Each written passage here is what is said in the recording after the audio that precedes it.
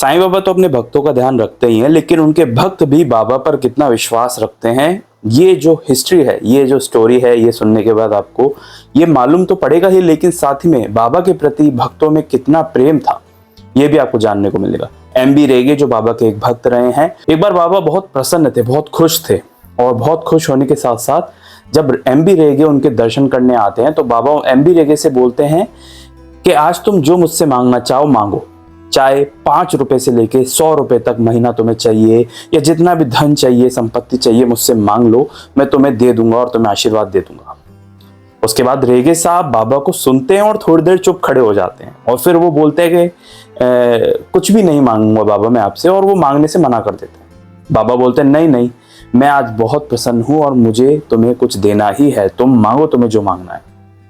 उसके बाद रेगे साहब थोड़ा सोचते हैं और बोलते हैं कि मैं जो भी आपसे मांगूंगा आप पक्का मुझे देंगे ना?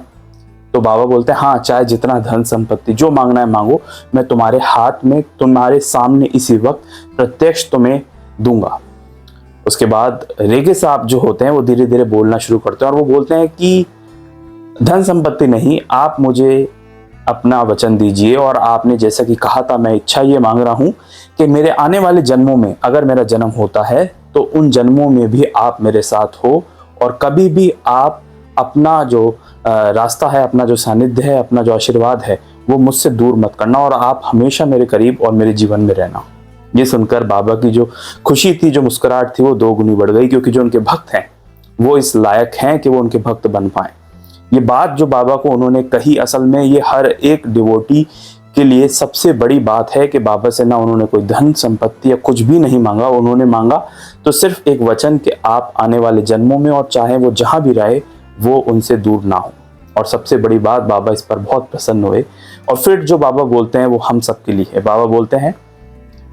कि तुम मेरे प्रिय भक्त हो, तुम मुझे चाहे जहां भी देखना चाहो, जिस जीव में जिस जगह पर देखना चाहोगे, मुझे याद करोगे, मैं उसके अंदर वहीं पर उस जगह पर तुम्हारे सामने प्रकट हो जाऊंगा। मैं तुम्हारे साथ हमेशा हूं। जो व्यक्ति इस संसार की हर चीज को भुलाकर सिर्फ मुझ में ही ध्यान लगाता है और मेरे को हमेशा स्मरण में रखता है, उस व्यक्ति को मैं कभी भूलता नहीं हूं।